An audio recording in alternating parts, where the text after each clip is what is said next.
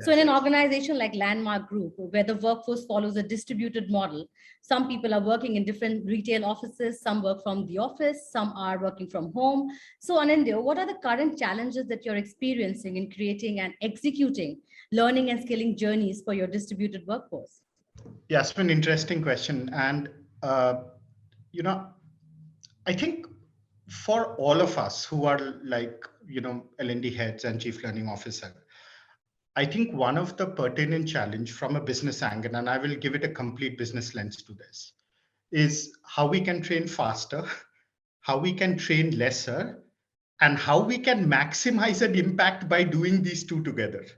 So I think that's a critical challenge with every learning leads today. So I'll take the first challenge first. That how do we train faster?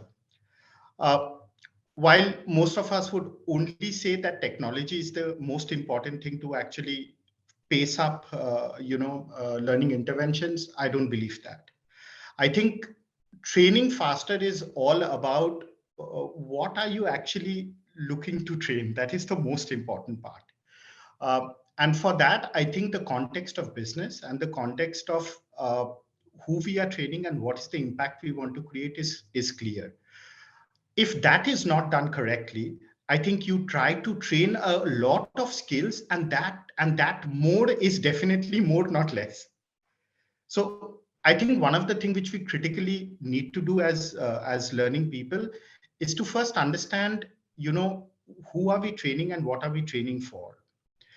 Because then that actually partakes and cuts the chase down to, train less with maximized impact. So that's one element I would really, really want to cover.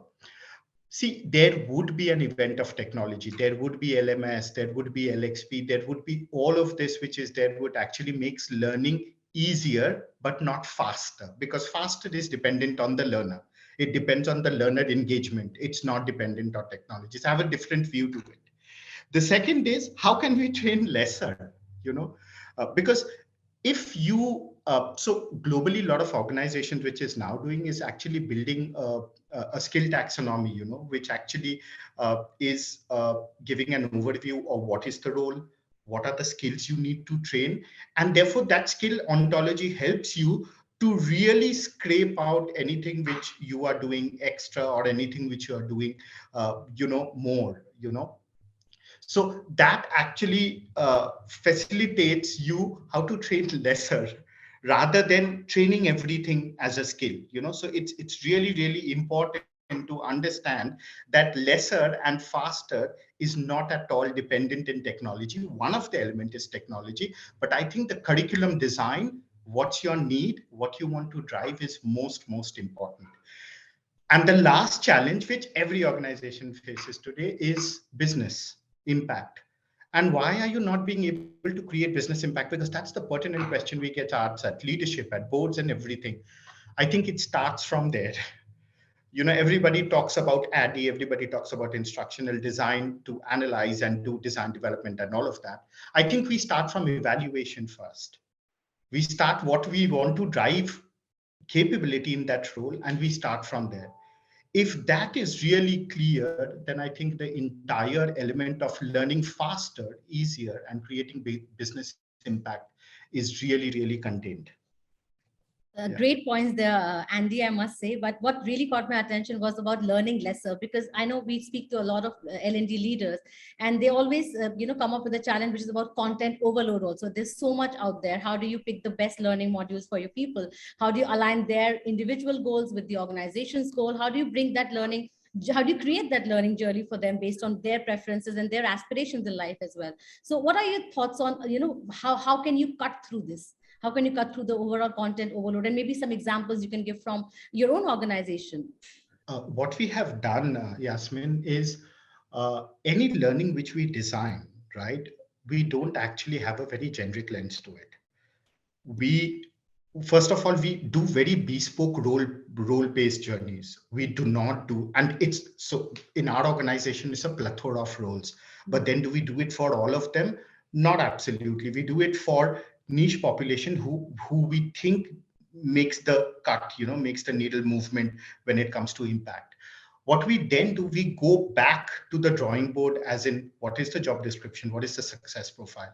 Based on that, we draw out what are the learning needs of that person, Yes. and then bespoke it. When you do this and this actually takes 30% of your design time, because it's very, very imperative you do this correct, because then you don't have a content overload. You are not training people for just for the heck of training them. So that is one thing which we do as an organization. In most of the training leads that we have, every year we have a 2 to 3 weeks just to assess a scrap learning. Not many organizations do that. Is that we go back to learner analytics, we go back to Power BI and see which all learnings have people used a lot and which all learnings they have not used. Yes. So if they have not used, it is either consumed or it is of known relevance. We try to move all of them from our learning journey. So it is really curated by year for every role and for every person. What we also do to cut out the overload, we keep very minimal generic learning.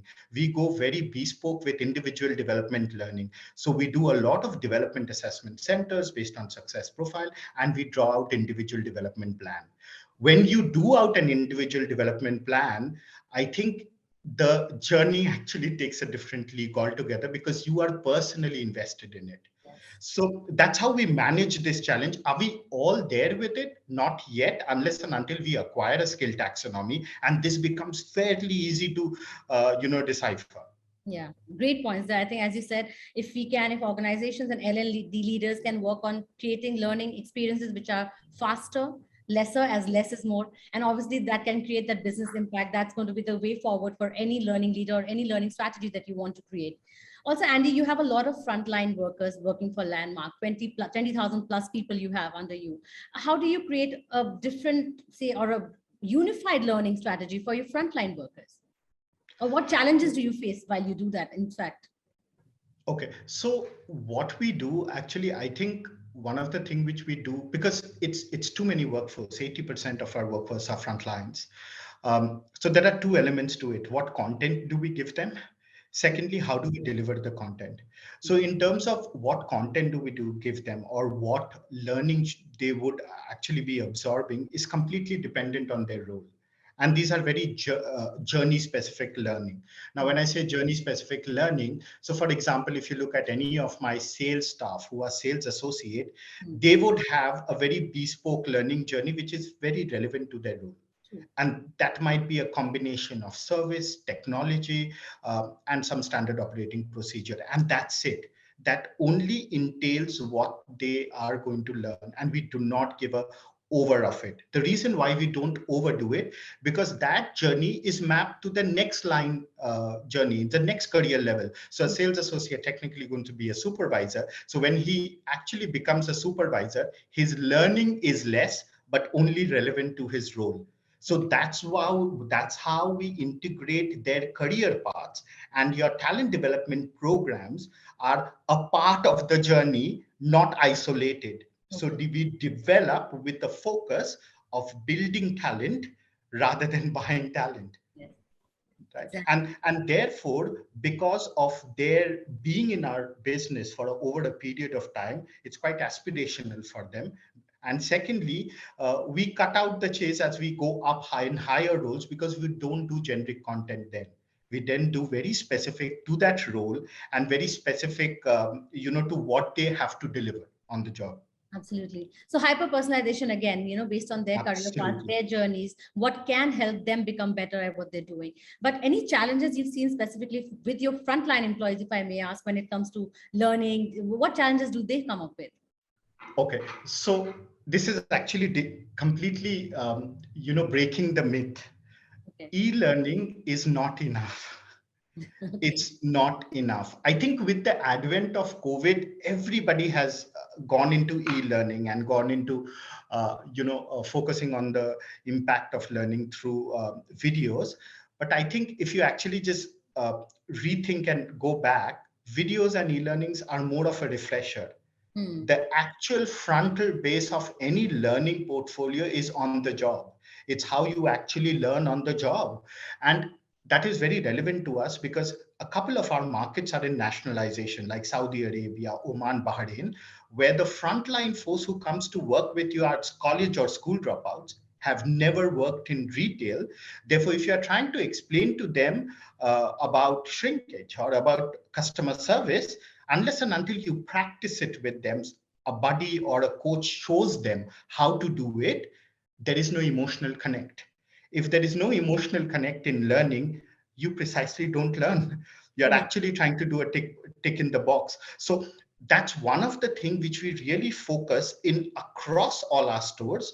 We have store buddies who help people to actually learn in the flow of work. Yes. We do not get them into a classroom scenario. We use a proper blended form where we've curated learning journeys with a combination of on-job as well as e-learning, Hmm. and then an observation from the store managers or from the managers.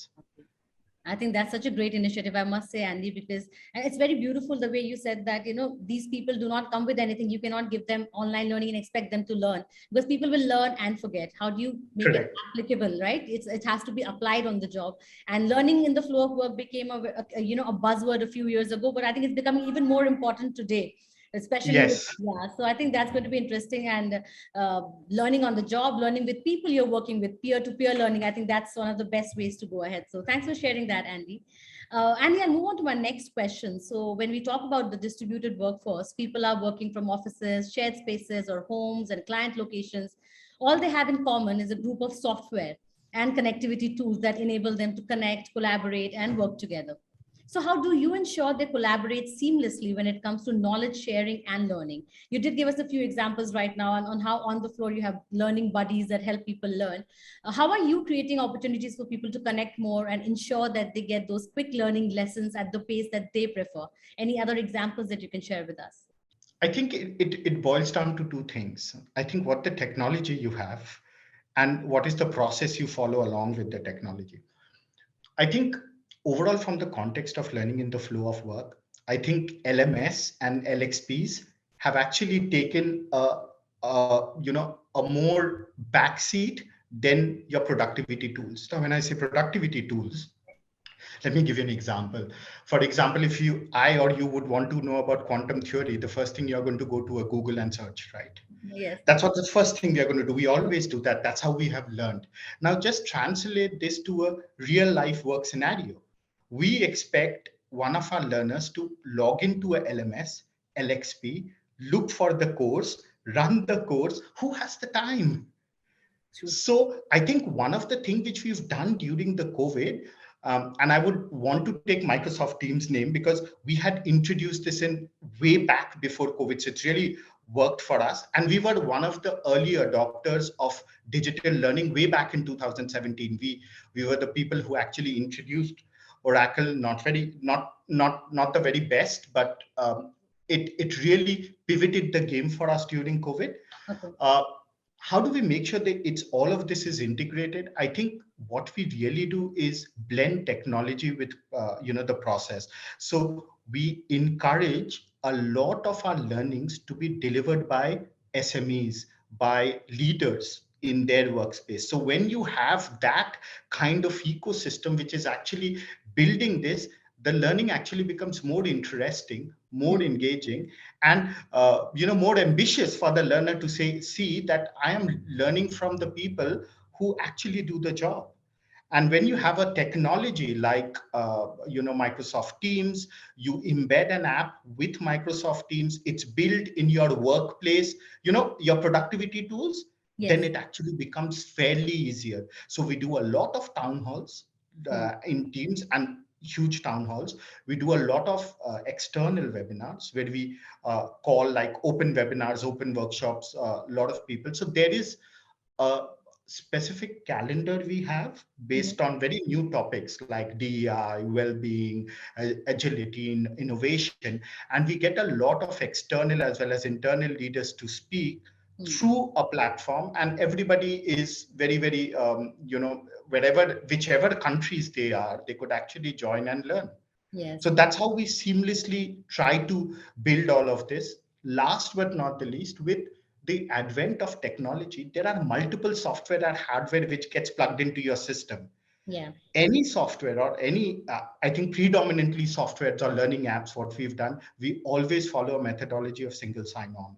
So that really helps to build that seamless journey. They are not navigating through different softwares and trying to make sense which is the password of what. I think single sign-on is changing the game for enablement of integration of lot of apps in one in one learning portfolio. So Yeah. that's how we seamlessly try to make it very, very, Yeah. conducive for the learners. Yeah, I think that's the best way you can make it unified, right? Seamless, Yes, unified. You don't want your people to having multiple accounts, going to multiple platforms and not finding what they need to do, as you said. And as you talked about how learning from people that you know, learning from people that you look up to, from subject matter experts, I think that kind of learning is always absorbed even better as compared to other forms of learning. So I think that's a great thought for other L&D leaders who will be listening to this interview to kind of create those learning modules which are personalized, which are coming as from people that can actually apply those learnings by listening to those kind of voices that are brought together. And obviously technology will play a great role, but try and make correct. it as easier to implement and easier to use for your people. I think that's going to be very important. So Yasmin, one of the things which we are trying to do this year, Mm. we are over the past few years, we've done a lot of coaching and mentoring, which is done very manually. So Mhm. we are now investing in an AI-based mentoring and coaching app where anywhere in the world you are, you could actually look for a mentor. Mm. And the system would actually understand what's your need and suggest you a mentor, and you can just have those mentoring conversations. And this is all integrated in Teams, in our Office 365, in Workplace, and all of that. And if you successfully conduct or conclude a mentoring and a coaching this thing, you get actually digital badges, you are there in the leaderboard and all of that. So we are actually trying to bring a lot of engagement so that learners are seamless, they are unified, they know what they are doing, they get to also see what others are doing, and it becomes an interesting engagement for learners actually. Yeah, I think that's exactly the way one can create an ideal, unified, and seamless experience for your learners. So thanks for sharing that, Andy. I'm moving on to the last question that I have for you now. So we all know that the COVID-19 pandemic led to the accelerated adoption of digital learning, and you did say, Andy, that you started that even before the pandemic. So how are you now leveraging digital learning in the flow of jobs? What are some of the features you want to see in digital learning that can amplify the learning impact and experience that we just spoke about, especially in the context of frontline workers in retail organizations, Sandy? So I think one of the thing with deskless workers is that they don't have a laptop, and I think or a desktop, so they don't face the challenges which we face. It's mobile, it's there,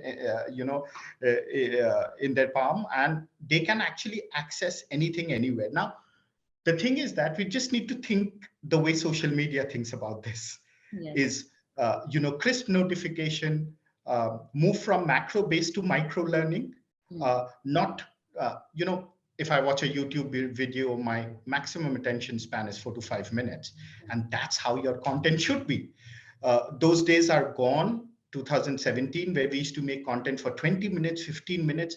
No one has that attention span today. So I think one of the things which we've really start maturing is sharpening our content, making our content lesser and more relevant and more engaging. Only content is not enough. I think one of the things which we are also doing in the last 3 to 4 years is build a lot of engagement around content. Use apps like Kahoot, use apps like Mentimeter to create that buzz, to create that leaderboard. It's all about that energy and excitement.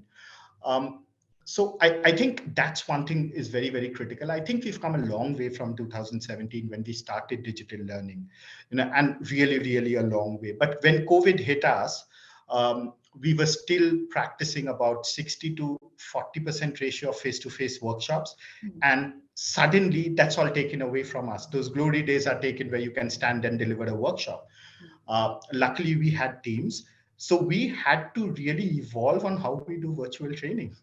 Okay. Really evolve and look at how virtual training takes the space. And I think in the last 3 years, we now have a different learning methodology, which is virtual, but at the same time can definitely maximize that impact.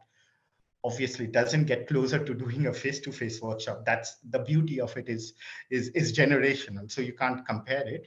But again, I think one of the learnings we've learned from overall digital is uh, no one has the time to actually go to LMS, LXP, get into it, and it all has to be in the flow of work. So what we are now doing, it's like typical how Microsoft Viva works. It integrates with your team. If you have an external content partner like Udemy, Coursera, LinkedIn, or any other, it actually sits on your browser. So the moment you get into Microsoft Teams and say that I want to search on emotional intelligence, it actually gives you a plethora of learning, and you can actually directly go. So you have really cut down the number of clicks, and it's more like a Google, which gives you the solution immediately. I think that's what's really changing in the tech market now, is that how can productivity tools connect to your LXP, and how does that LXP deliver that solution? And it can be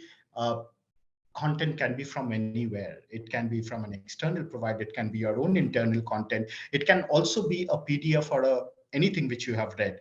So I think that's currently really evolving for us, and that's the way in the future for us. We are looking at 12 to 13 months in order to get into that kind of solution. But with COVID, I think we were pretty good. We moved from almost 60-40 to almost delivering 85 to 90% of our training on Teams, on engagements like Kahoot, Mentimeter, and all of that. And that really proved beneficial for us. Great. Thanks so much for sharing that, Andy. I think out of the conversation we've had so far, what I pick up, which makes a lot of sense to me and I resonate the most with is learning leaders need to focus on creating bite-sized learning opportunities. They need to look at micro learning opportunities. They need to make it personalized. You need to look at the learning needs of your people, and and look at how you can use technology or otherwise to create a unified experience, which is seamless. Because at the end of it, as you said, learning has to become faster, learning has to become lesser, and learning has to create a business impact. That's the end goal that we have in mind.